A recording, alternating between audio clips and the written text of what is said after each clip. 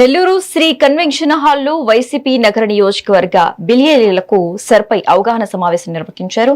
MLC Parvathireddy Chandrasekhar Reddy ఆధ్వర్యంలో ఈ కార్యక్రమం జరిగింది. వైసీపీ కేంద్ర పార్టీ ప్రతినిధులు ఈ సమావేశానికి హాజరై ఎస్ఐఆర్ సర్వేలో అనుసరించాల్సిన విధానాలపై అవగాహన కల్పించారు. ఓటర్లు ఎక్కడ ఓటు కోల్పోకుండా బీఎల్ఏలు జాగ్రత్తలు తీసుకోవాలని, టీడీపీ కుట్రలను తిప్పికొట్టాలని ఎమ్మెల్సీ పిలుపునిచ్చారు. రాబోయే రోజుల్లో వైసీపీ పార్టీదే విజయమని, జగన్మోహన్ రెడ్డి మళ్లీ ముఖ్యమంత్రి కావటం ఖాయమని ధీమా వ్యక్తం చేశారు.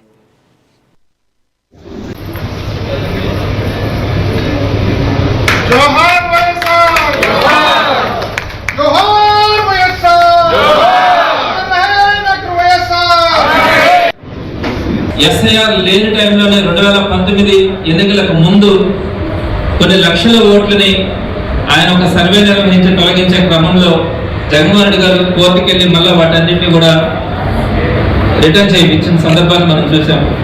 మరి ఇప్పుడు ఎస్ఐఆర్ని అడ్డం పెట్టుకొని చంద్రబాబు నాయుడు గారు ఆయనకు అనుకూలంగా లేని ఓట్లన్నింటినీ కూడా అనర్హులుగా ప్రకటించి తొలగించేస్తే వాటిని మళ్ళా రీటైన్ చేసుకోవడం అనేది సాధ్యం కాని పని.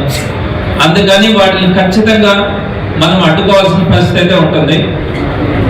ఈ క్రమంలో గవర్నమెంట్ బిఎల్ఓని అపాయింట్ చేస్తుంది.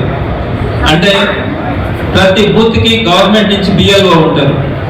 మనం ఒక బిఎల్ఏని కనుక తీసుకోగలిగినప్పుడు ఆ బిఎల్ఓ ఏదైనా మార్పులు చేర్పులు చేయాలంటే మనతో చెప్పి చేయాల్సి వస్తుంది. ఆ క్రమంలో ఆ బిఎల్ఓలు ఎవరెవరో కూడా నేను మీ అందరికీ కూడా లిస్టులు ఇవ్వడం జరిగింది. ఆ బిఎల్ఏ గట్టిగా ఉండగలిగితేనే మన ఓట్లను మనం కాపాడుకోగలం.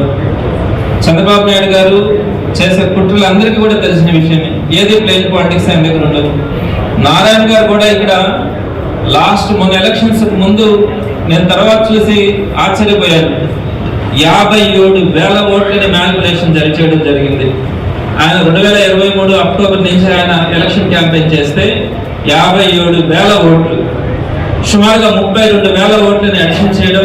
ఎస్ఐఆర్ లేని టైంలోనే 2019 ఎన్నికలకు ముందు